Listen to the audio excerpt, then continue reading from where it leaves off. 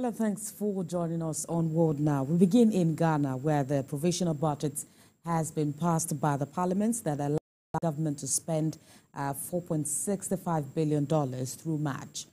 This is as the outgoing president, Nana Akufo-Addo, gets set to hand over the country's leadership to Mahama next week.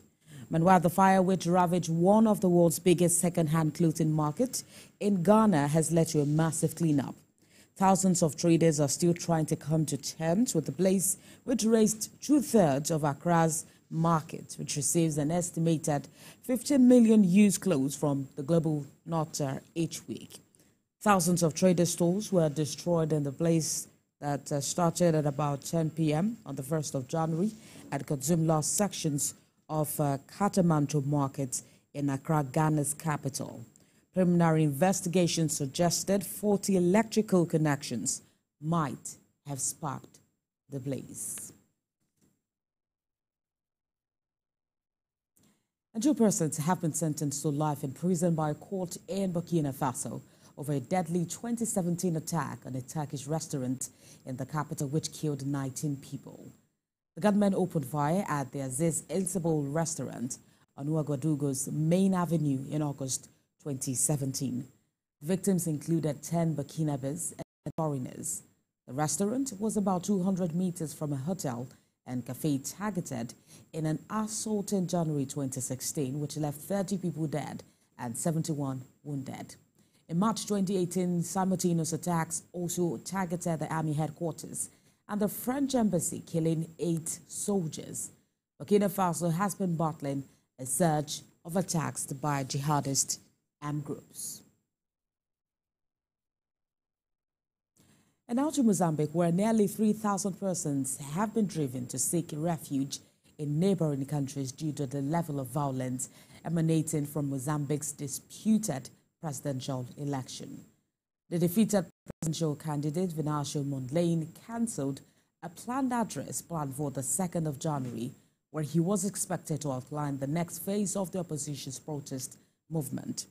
And for nearly 2 months, Mozambicans have been demonstrating against the October 9 election result, which saw the ruling Frelimo party in power since independence, retaining the presidency.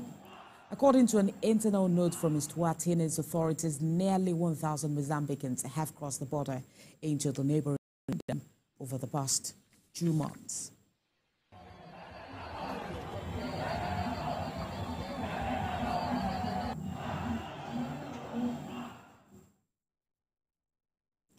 And while the International Organization for Migration says 2,275 persons were unaccounted for in the Mediterranean Sea last year, many are thought to have died on the treacherous Central Route, mainly used by smugglers from Tunisia and Libya aiming to reach Italy.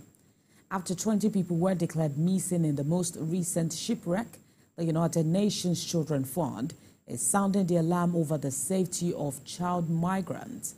Italy's Interior Ministry says in 2024, 66,370 migrants arrived in the country by sea, including 8,000 unaccompanied foreign minors. UNICEF Italian spokesperson explains there are people fleeing from conflicts, violence, and extreme poverty. The agency is urging government to prioritize the protection of child refugees. Now let's turn our attention to the United States, where a New York Justice, John Merchant, has signaled he will not sentence Donald Trump to a jail term, probation, or a fine, but will instead give an unconditional discharge. He wrote in his order that the president-elect could appear in person or virtually for the hearing. Mr. Trump had earlier attempted to use this presidential election victory to have the case against him dismissed.